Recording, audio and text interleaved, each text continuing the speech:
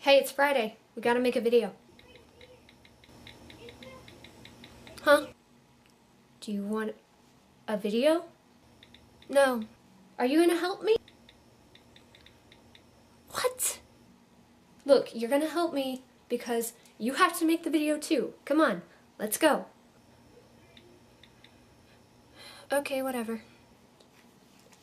Could we please start, like, now? No, I'm texting someone. It's super important.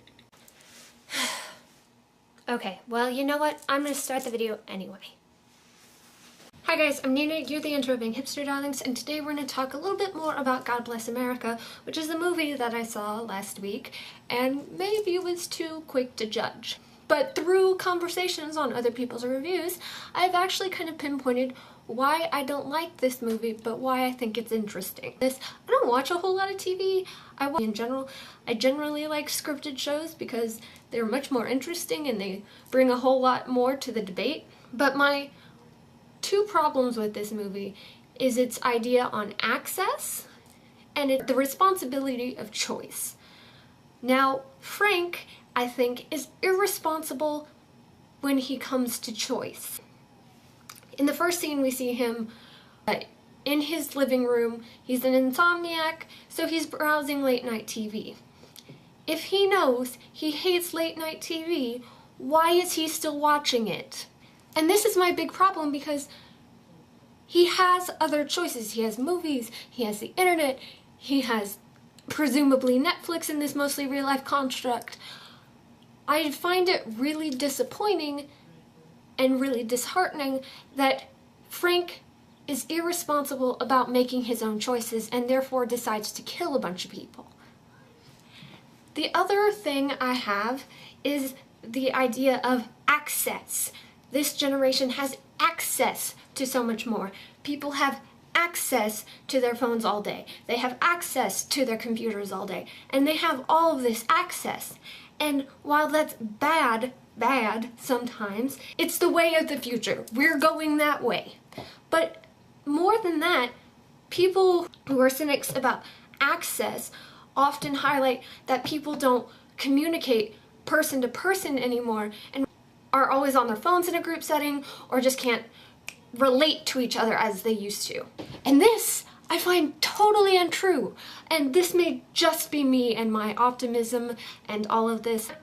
But when people are face to face, they don't whip out their cameras, they don't whip out their phones, they don't whip out their computers. They talk to each other about the things they have seen and done. And we see this phenomenon always on YouTube. Always. When someone comes into town that a YouTuber cares about, generally, you're not getting videos because that person would prioritize their time with someone else, someone close, being person to person with that person over making videos. And so I think it's really interesting that this is something that people get so cynical about this access. It brings so much more than people think it does.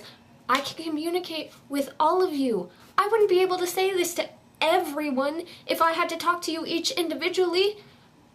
These are thoughts that grow organically. And another thought I had is that Frank takes out these people with very little to go on.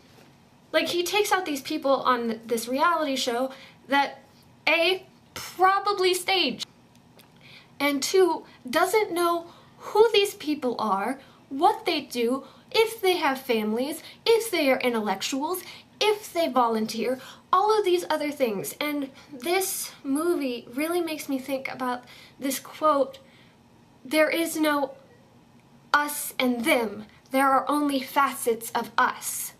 And so for me, this movie is a really interesting way to think about that. This movie is generally kind of an interesting movie. I wouldn't watch it again.